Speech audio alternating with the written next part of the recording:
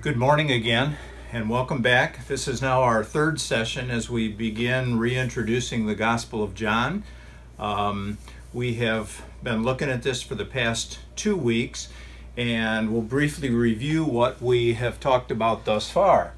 In week 1, we focused in on the purpose for John writing and recording this Gospel, and he tells us the reason that he did collect these recollections of the life of Jesus and the teachings of Jesus and why he put them down in written form.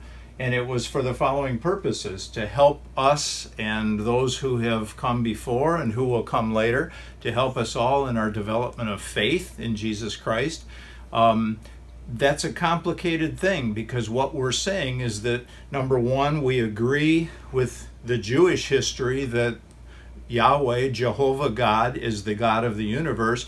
But then in addition to that, that Jesus was a manifestation of that same God who came to earth in a physical form. So he was both fully divine and he was fully human all at the same time. So that's a tough thing to get our hands around or our minds around. And so that requires significant growth and development, and ultimately it rests upon that premise of faith.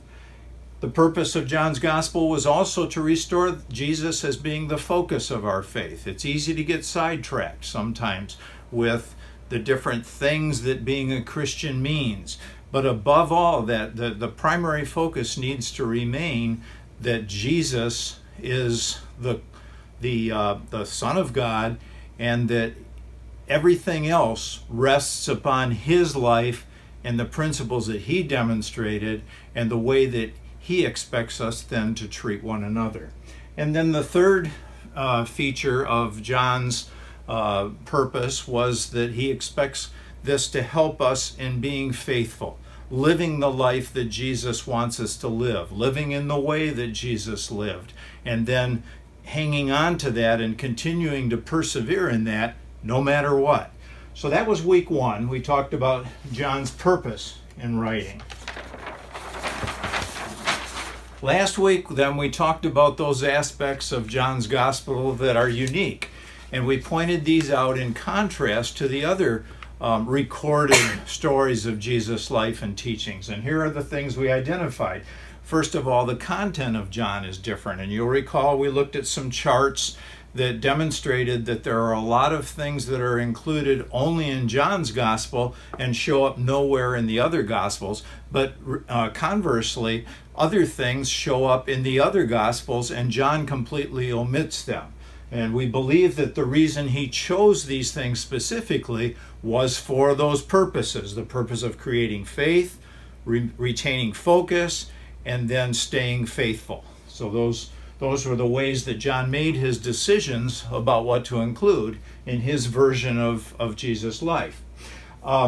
We talked about the fact that John's unique in that it spends most of its time focusing on the last week of Jesus' life, and especially the last day of Jesus' life. So that's very unique and contrasts with the other Gospels as well.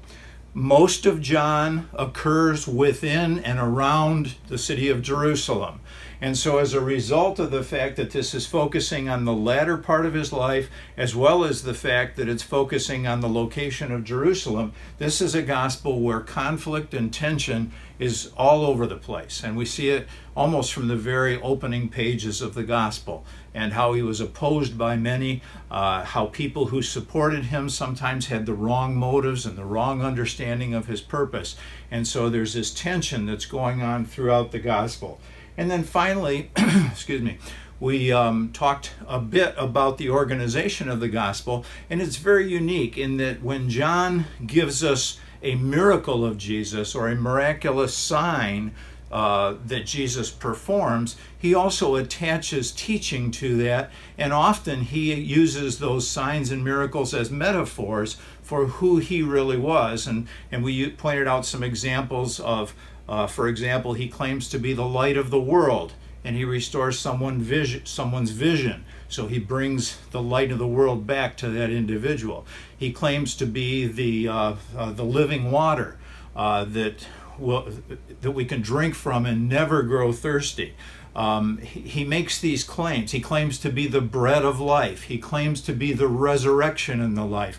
And in the midst of those two claims, on one hand, he's feeding 5,000 people. And on the other hand, when he claims to be the resurrection, he's indeed restoring Lazarus to his life. And so we see that his teaching in the book of John is directly related to the miracles that he is performing.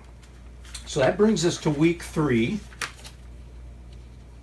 And today we're going to dive into this last section a bit more in the organization of the book. Okay?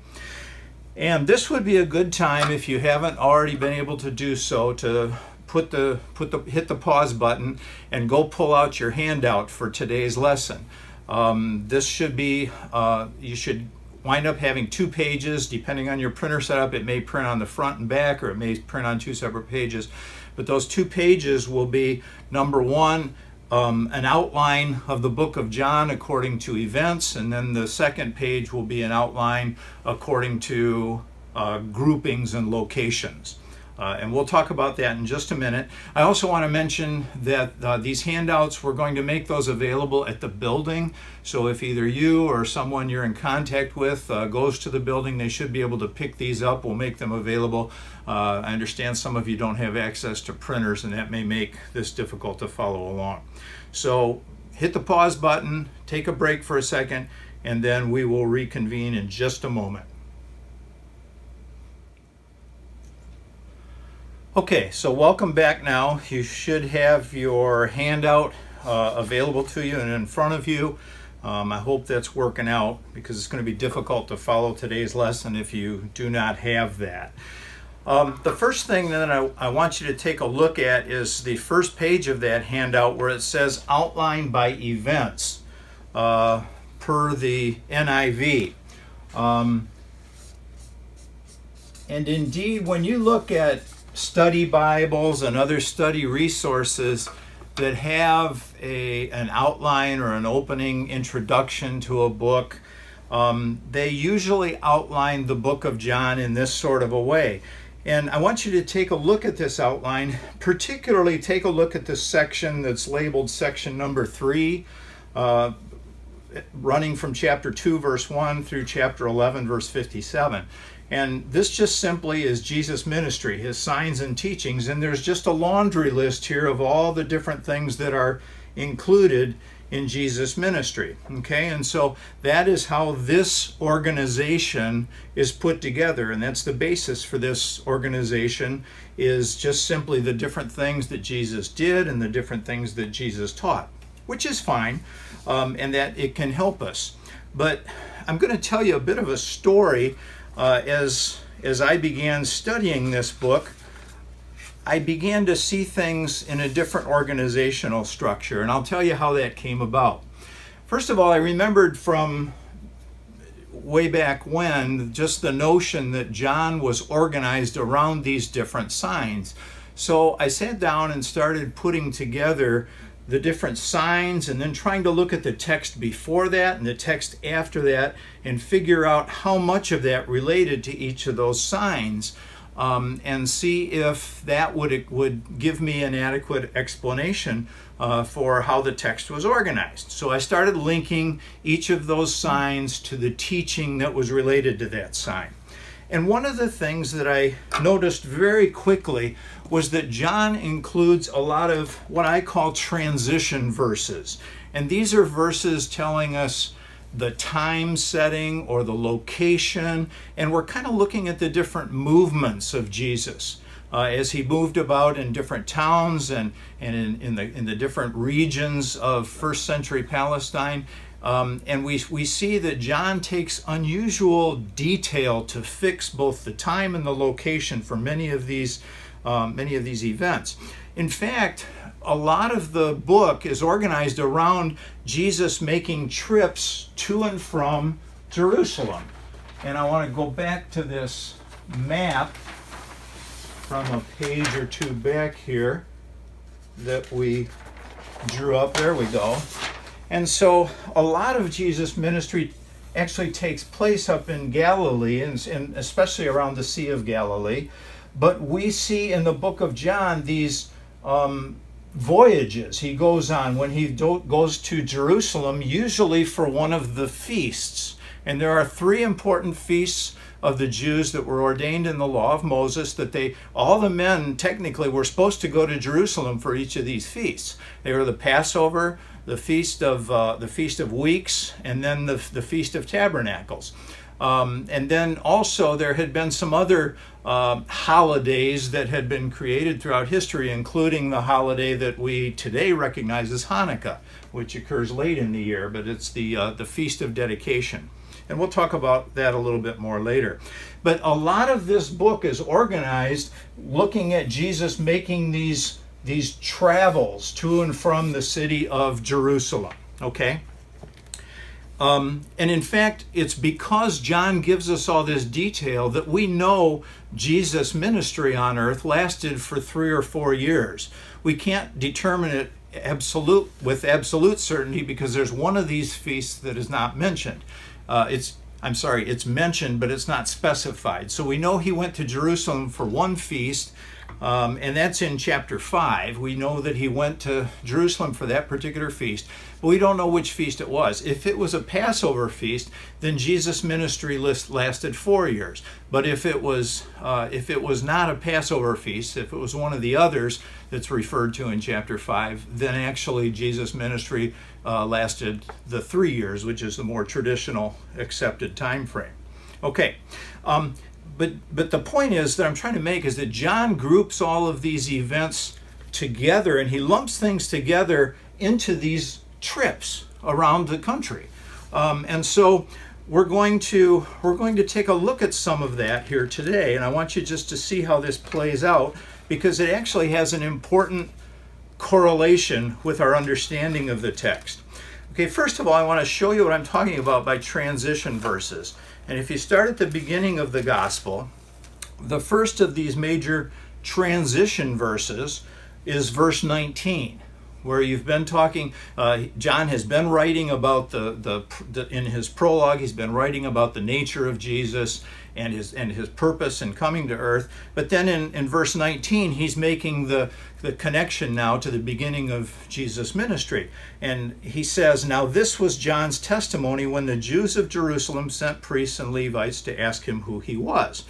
And we get more detail about that down in verse 28 and 29, where it says, "This all happened at Bethany, on the other side of the Jordan, where John was baptizing.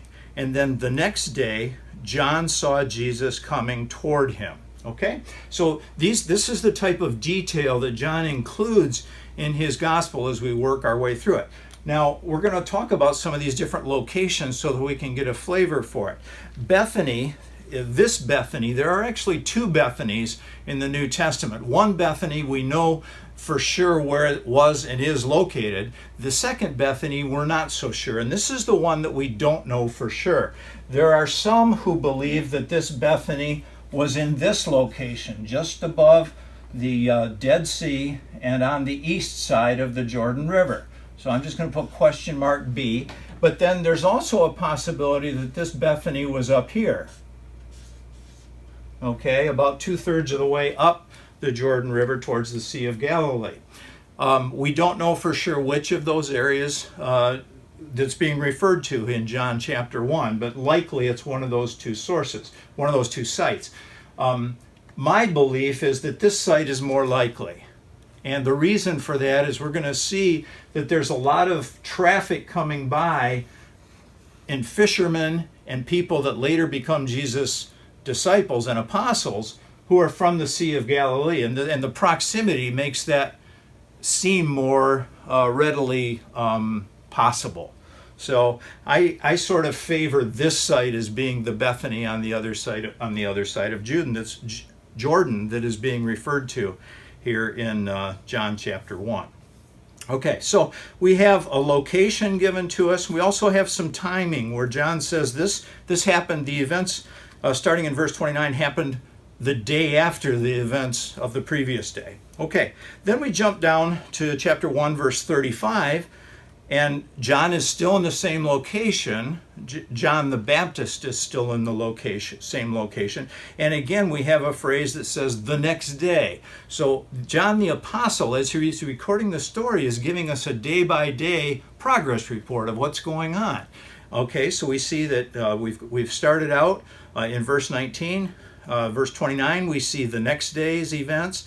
Verse 35, we see the next day's events. And now if you jump down to verse 43, we see the next day, Jesus decided to leave for Galilee.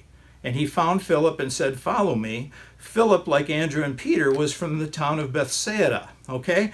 Now, Bethsaida is a town that sits up here, in the northeast aspect of the Sea of Galilee. So this is Bethsaida. And we know that with certainty. Similarly, I'm going to go ahead and put this on the map because we're going to need it later. Capernaum is also on the lake, but it's in the northwest corner of the lake. Okay?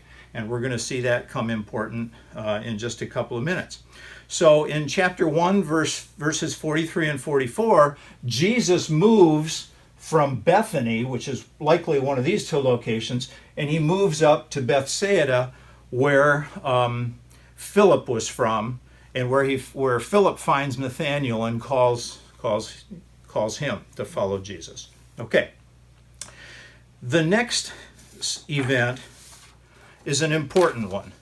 And we jump into chapter 2, and we see another reference that gives us another time. It says, on the third day. Okay? And this is now going to describe the wedding feast at Cana. And so we believe that Cana was over in this area, really quite close to Nazareth, where Jesus grew up.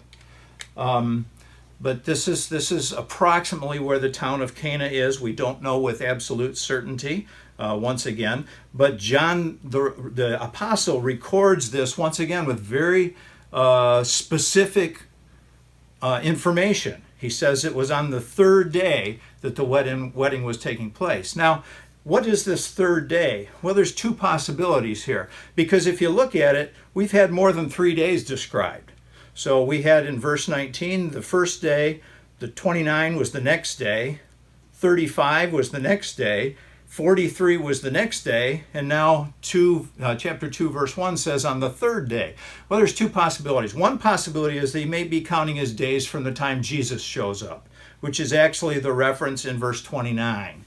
So that first day may have been omitted from this count, but more likely what he's saying is on the third day after the most recent day described, which was back in verse 43. So we probably have a situation where verse 19 occurs one day, the next day verse 29 takes place, the next day verse 35 takes place, the next day verse 43 takes place, and then we jump to chapter 2, verse 1, and we have a gap of 3 more days. And on that third day, then the wedding took place in the city of Cana.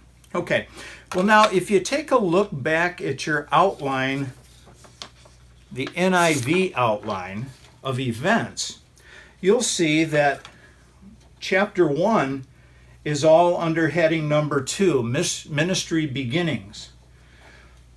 But the water to wine miracle occurs in a whole different section under Jesus' ministry.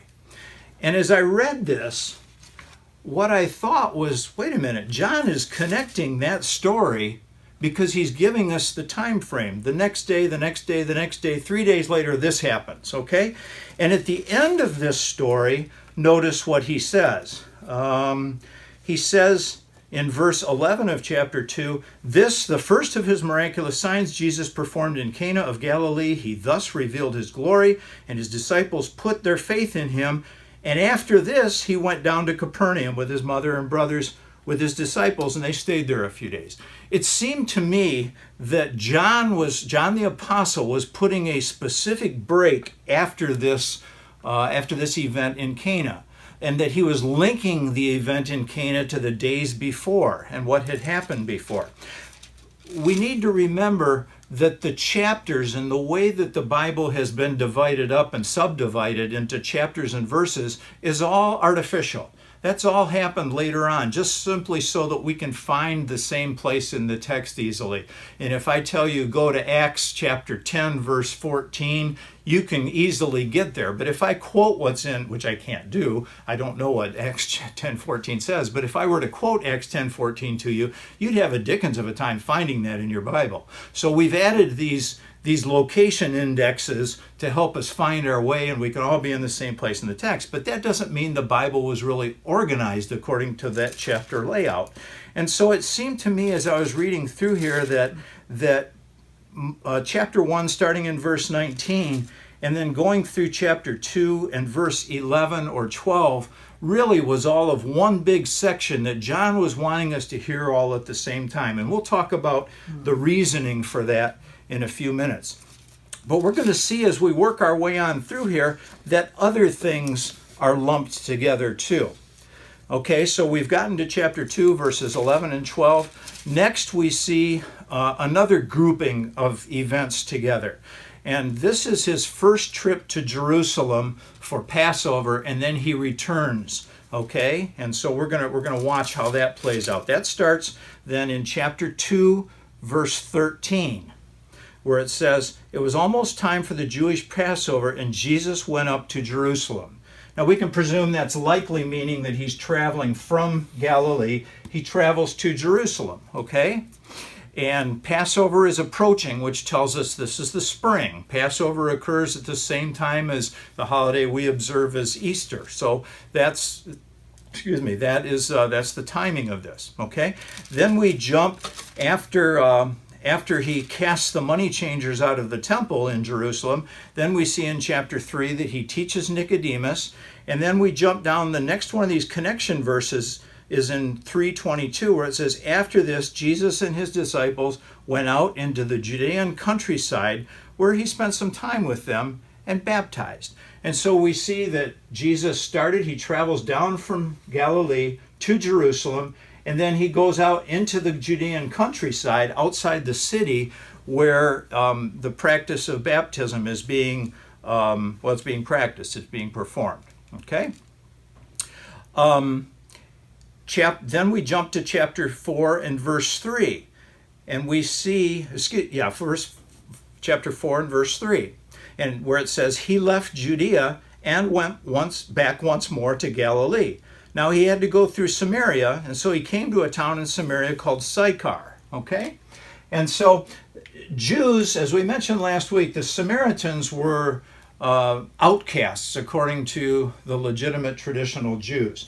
And so often when a Jew was going back and forth from Judea to Galilee, they would not even walk through Samaria. They would cross the river and go up, or they would go right along the coast. But they would not walk through, and particularly they would not walk through central Samaria.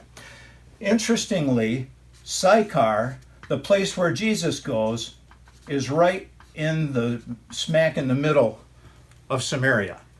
Okay? And it's part of the seat of Samaritan tradition and Samaritan worship.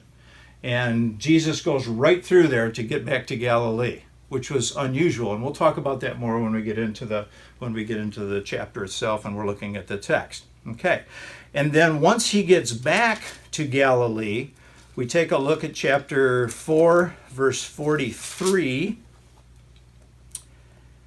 and it says, after the 2 days he left for Galilee. He's leaving Samaria and heading back to Galilee. Now Jesus himself had pointed out that a prophet has no honor in his own country.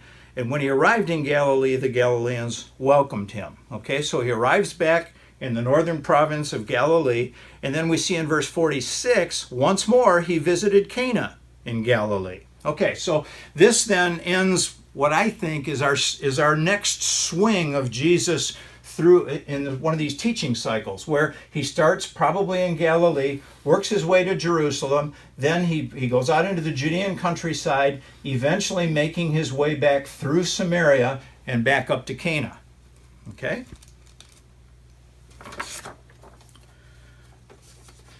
Next we get into the unspecified feast that I mentioned earlier, and this begins in chapter 5 and verse 1. We see that Sometime later, Jesus went up to Jerusalem for a feast of the Jews.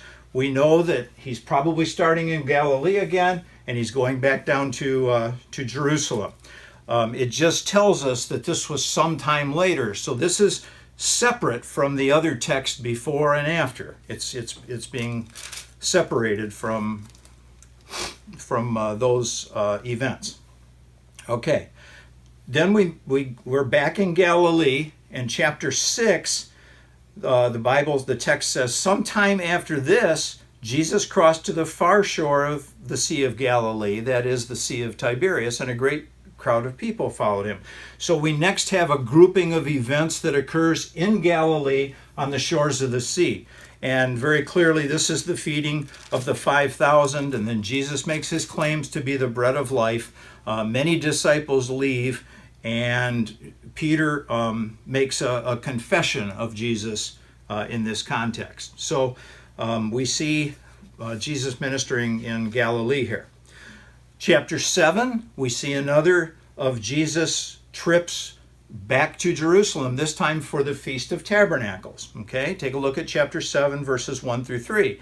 After this, Jesus went around in Galilee, purposefully staying away from Judea, because the Jews there are waiting to take his life. But when the Jewish Feast of Tabernacles was near, Jesus' brothers said to him, "You ought to leave here," yada, yada, yada. "No one who wants to become a public figure acts in secret."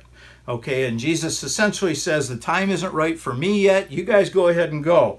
And according to verse 9, he stays in Galilee. But, verse 10, after his brothers had left for the feast, he went also, not publicly, but in secret. So Jesus is once again heading from Galilee to Jerusalem, and he's making one of these feast cycles that he's going to travel to Jerusalem and back. Okay. That one lasts for 2 or 3 chapters. It actually lasts all the way through chapter 9.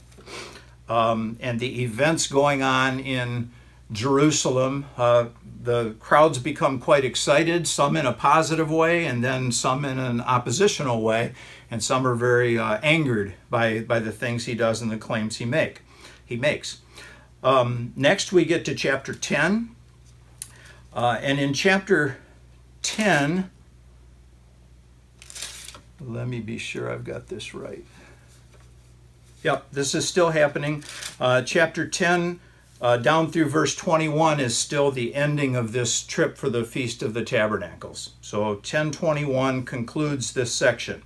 Then chapter 10, verse 22, we have another feast, and this is the Feast of Dedication at Jerusalem. We don't know if between the Feast of Tabernacles and the Feast of Dedication, if Jesus went back home to Galilee or if he stayed in Jerusalem. We don't know. But John separates the two. In verse 27, he just sort of says, then came the Feast of Dedication in Jerusalem, and it was winter. And like I said, this is the feast. This is the feast that is modern day Hanukkah. And this feast was actually established not in the law of Moses, but in the year 165 BC, one of the Jewish leaders, Judas Maccabeus, led a revolt against Syria, and he helped them regain their independence from Syria, but as part of that, they rededicated the temple. The temple had been completely profaned, desecrated, violated by the Syrian leadership and government. They had actually sacrificed pigs on the altar of God in the temple. And to a Jew, of course, that was just as low as you could get. So upon the eviction of the Syrians from Jerusalem and them regaining their independence in 165, the temple was rededicated. But this is also the story of the light staying on. You'll recall of the city of, for the events surrounding the Hanukkah observance. Okay. So this is the reason that Jesus is going back to Jerusalem or staying in Jerusalem. Chapter 10, verse 22 says, "Then came the Feast of Dedication at Jerusalem." Okay, and then we have some brief events, mostly describing the opposition to Jesus at this point. They try to stone him, they try to seize him, but he escapes their grasp. And then we see in verse 40 of chapter 10, Jesus went back across the Jordan to the place where John had been baptizing in the early days. Here he stayed, and many people came to him. Okay, and so Jesus escapes back out to the wilderness on the other side of the Jordan after encountering some hostility again in the city of Jerusalem.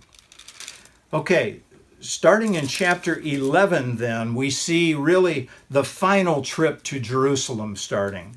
Okay, and we'll look first at chapter 11, verse 1. Now a man named Lazarus was sick, and he was from Bethany, the village of Mary and her sister Martha. This is actually the Bethany that we know where it was. This Bethany was just east of Jerusalem, okay? And so it's located right here. And it was a convenient place for Jesus to stay because it was near the city of Jerusalem, but also it was outside of Jerusalem. So if the temperature was too hot, he might be able to easily escape and stay with his friends there. So this appears to have been a relatively frequently used watering hole for Jesus, where he would be able to get a night of R&R with his friends, and also to protect his disciples with him. Okay, so chapter 11, verse 1. Then if you jump down to verse 17, Jesus arrives in Bethany and finds that Lazarus has been in the tomb for several days already. Jump down after that in the events where clearly Jesus resurrects Lazarus, and then you jump down to chapter 11, verse 54.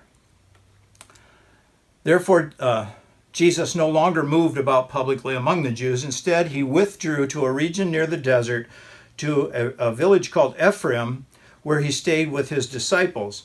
Now, this may have been in this region, okay? It may have been just north of Jerusalem. So we'll put a question mark E there. And whether that's actually the site, we don't know for sure. But Jesus withdrew, and this was a place where he could get away. Following that event, then we see, starting in chapter 1, 6 days before the Passover, Jesus arrives in Bethany again and visits at the home of Lazarus once more. So you can see that he's not in Jerusalem, but he's been skirting around Jerusalem for a while. And then if you jump down in chapter 12, down to verse 12, we can see that Jesus enters the city, and this is the triumphal entry. Passover is at hand, and this is actually Jesus' final visit then to the city of Jerusalem, and he will be killed on this visit. Okay? And from there on, really the rest of the book of John encompasses that last week, and most of it the last day of his life, until we get all the way to right at the end of chapter 20, At the end of chapter 20, we have some appearances. We see an appearance in chapter 20, verse 19, on the evening of the first day of the week when the disciples were together, and this is actually on Resurrection Sunday, so Jesus has risen from the dead that morning. And on the evening, the disciples are together, and Jesus comes in and meets with them. Thomas wasn't there, though, and so we see verse 26 that a week later, those disciples were in the house again. This time Thomas was with them, and Jesus joins them as well, even though the doors were locked. So we see just a couple of events sort of at the tail end of chapter 20 that are fixed in time as well. Then chapter 21 we see is just it's almost an afterthought, it seems. And it's led many people to think that somebody else may have added this, but it's unlikely in my mind because of the way John refers to himself in these passages. But what John says in chapter 21 is that just sometime afterward, Jesus appeared to his disciples by the sea. And this is, of course, the opportunity where they have a miraculous catch of fish, and then he takes pains to reinstate Peter to be a leader amongst his brothers. And John closes out the book with that information. So,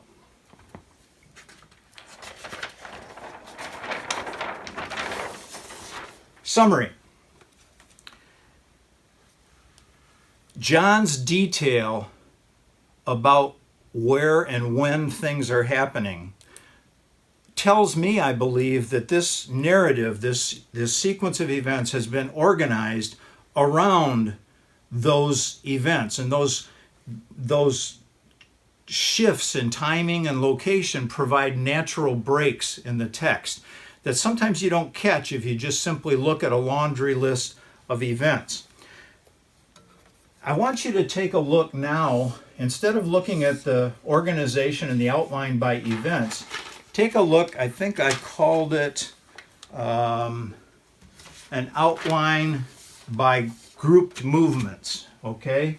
So we'll just say an outline by movement, okay? And I want you to take a look at that, because I think this can be important for us when we start presuming that things within each of these chapters, not the chapters the way they're divided, but in terms of the way that the text is organized, things within that portion of text are related to each other, and they help us see things that otherwise we wouldn't see.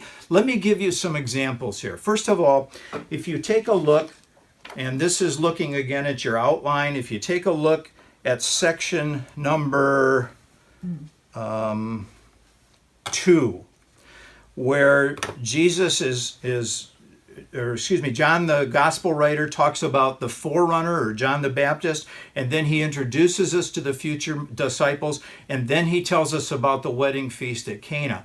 Well, I'm not going to give you the spoiler alert right now, but one of the things I have learned is that the wedding feast in Cana and this remarkable transformation that occurs when water is changed into wine is also the same transformation power that we see at work in the lives of these disciples. And they were called, they were timid, unschooled men, and yet they changed the world. And so the same type of transformation that we see when water is turned into wine is the same type of transformation we see in the lives of these apostles who ultimately give their life up for Jesus. So there's one example of how presuming that those two things are related helps us see things and interrelationships that otherwise we don't see. Take a look at section number 3, where you see the cleansing of the temple described in chapter 2, and then you see Jesus' discussion with Nicodemus about being born again in the first part of chapter 3. Well, at first thought, there may not be much relationship about those two things, but I want you to think about this.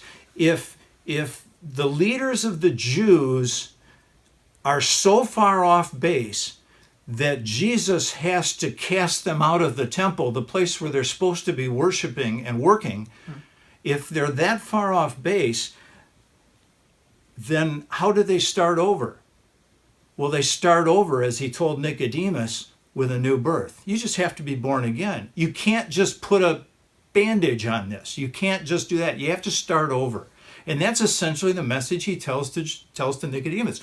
So there are these types of connections that we see where these threads wind into one another, and one event is not isolated from the next event necessarily. Take a look at section number 5, which is chapter 6, and just into the first verse of chapter 7. If you take a look at that, you see the relationships between the Passover, the miraculous feeding, which is very much like unleavened bread and manna. Okay, so we see Passover, feeding, crossing the water, crossing the sea, and then teaching about the bread of life. Now think about the history of the Jews. The Jews' history was that they were delivered by Egypt, and the way they were delivered from Egypt was they celebrated a Passover, they were sustained by manna in the wilderness, and they crossed through a Red Sea. Now there are parallels here that are remarkable, and if we don't join these verses together, we may not see them. Section number 6 on this outline, which extends really from chapter 7 through the first half of chapter 10, you'll see that the actions of the leaders of the Jews, which are what are being described in chapter 7 and chapter 8, are contrasted with Jesus, who claims to be a good shepherd. He says these other shepherds are fake. They're no good. But here's what a good shepherd is. And so if we connect those things, they all fit together. And then I also want you to see that in section number 9, when Jesus makes his final trip to Jerusalem for his final Passover, for the fulfillment of the physical Passover, by the time we get there, and we alluded to this last week, the message in John's gospel is one that's very different from those of the synoptics. The synoptics get focused on Jesus confronting the leaders. In the Gospel of John, we see Jesus giving his disciples, his apostles, the tools they will need to succeed in the mission that he's giving them. So whereas in the Synoptic Gospels, we're focused almost exclusively on external people, in John's Gospel, we're seeing how Jesus is sustaining and giving his apostles reason for hope. And so it's a very, but you have to remember that by the time John writes his Gospel, every one of those other apostles has died for the faith. They've all been martyred. And so what John is telling us as we work our way through this book is these guys start out as total klutzes. But by the time Jesus has instructed them, they are becoming confident. He leaves the book by reinstating Peter, and then by the end of the first century, when John writes these words down, every one of those guys has died for the faith, except for John himself. And so he's watched his friends live the life that Jesus called them to. So what I'm hoping is that you'll keep this second outline, the one that's based upon the movements of Jesus, available to you as we work our way through the text, because we will be grouping things together in the way that this outline is organized here as we start to see it. Because I believe that this will help us see the story within the story in certain times and places. Okay, let me take just a peek here and be sure that I don't have anything else. I don't believe that I do. And so take the time to look at this, review it, keep this second outline available to you, the one that's titled Outline by Grouped Movements, because I think it'll be very helpful to you as we move forward. Next week, we're going to talk about the various themes that are presented in the Gospel of John, and then we'll be ready to actually start the text of the book. So next week, we'll plan to look at the themes. I thank you for joining us. Once again, I hope you have a great week this upcoming week, and never forget, God is good all the time.